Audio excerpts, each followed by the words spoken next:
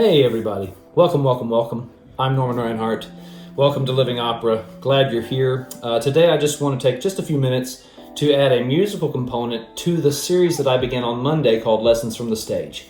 And in that particular episode I talked about my experience in production with Cosi fan tutte. Today I want to talk about some of the musical things that I learned, and hopefully there will be something in there that might help you in your study and in your work on Mozart. So what I'm going to do is I'm going to take the first aria from Ferrando, aura, and break it down a little bit. I'm going to talk about the first phrase, the transition, and then the final phrase of the aria.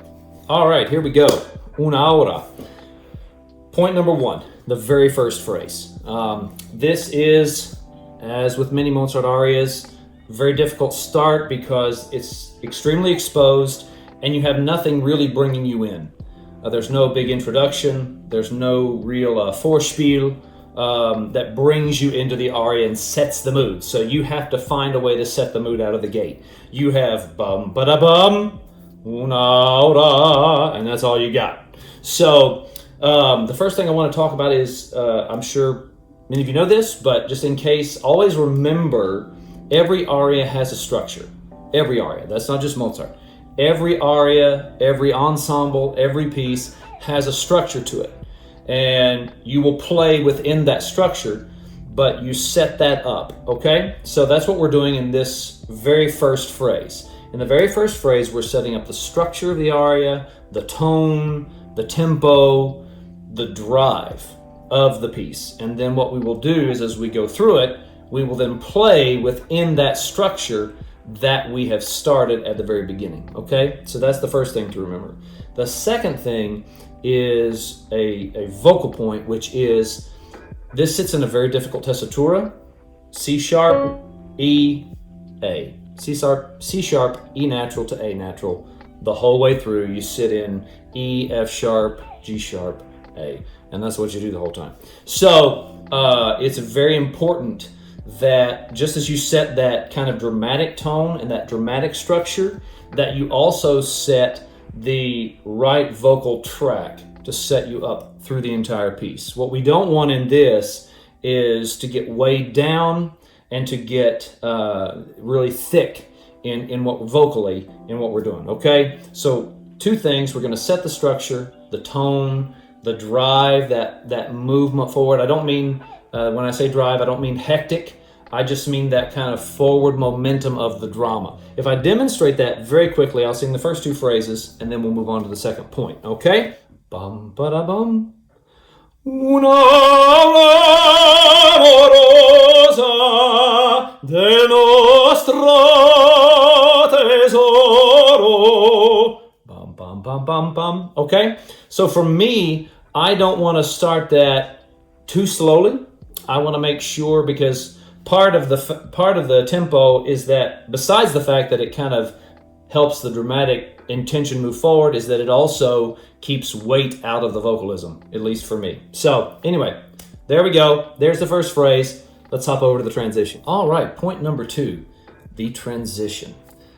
Here we have a little shift. We have an orchestral shift. We have a little more orchestration come in.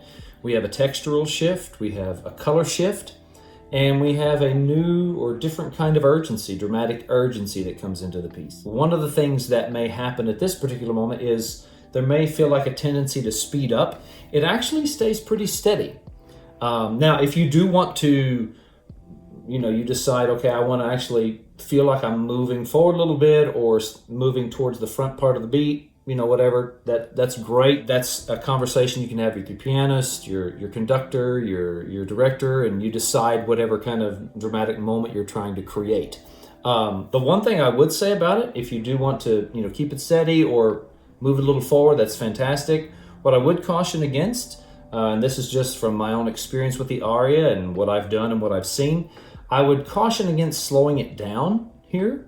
Oftentimes what ends up happening, it will lose some of its dramatic tension and you lose some of the momentum going forward. I would say keep it steady or kind of just tick it a little forward. So if I demonstrate that, it would be a little, hopefully I can do this. Al cor che nudrito t'aspetta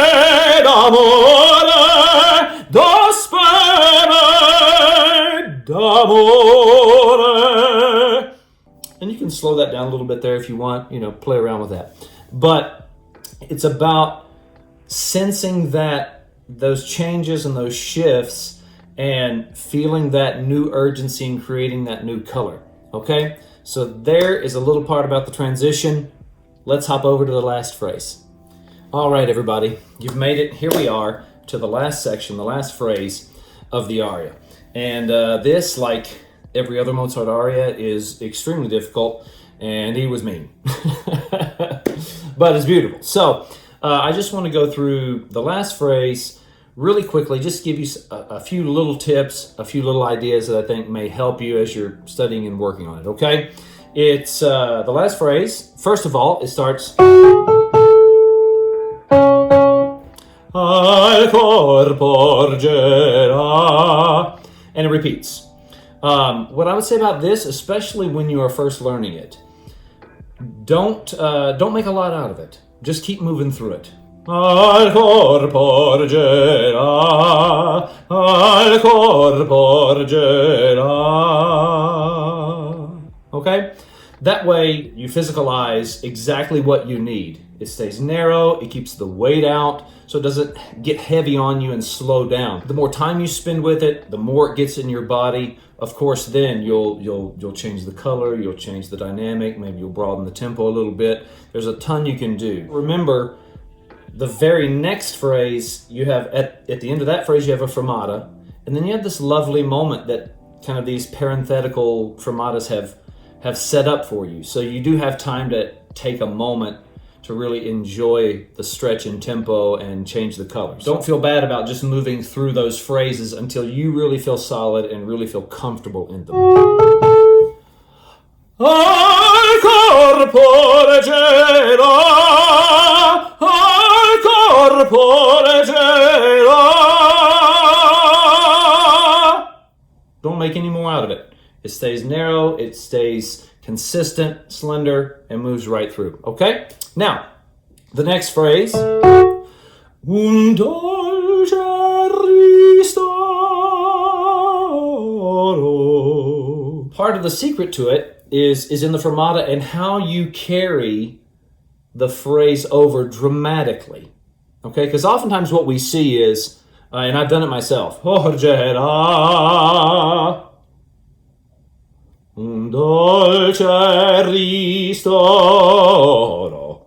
And so what ends up happening is we either look bored or it looks like, oh, well, he had to take that time to take that breath to sing that phrase. We have to be projecting whatever dramatic, tension is required for that moment, right?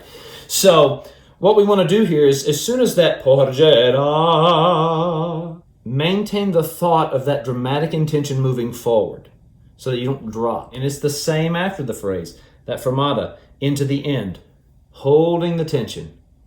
I'm going all the way so that nothing is disconnected.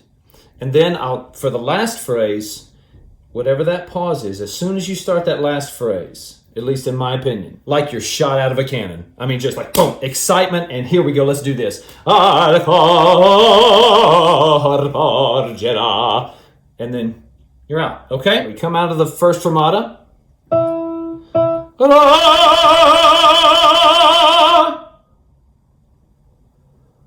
Dolce ristoro.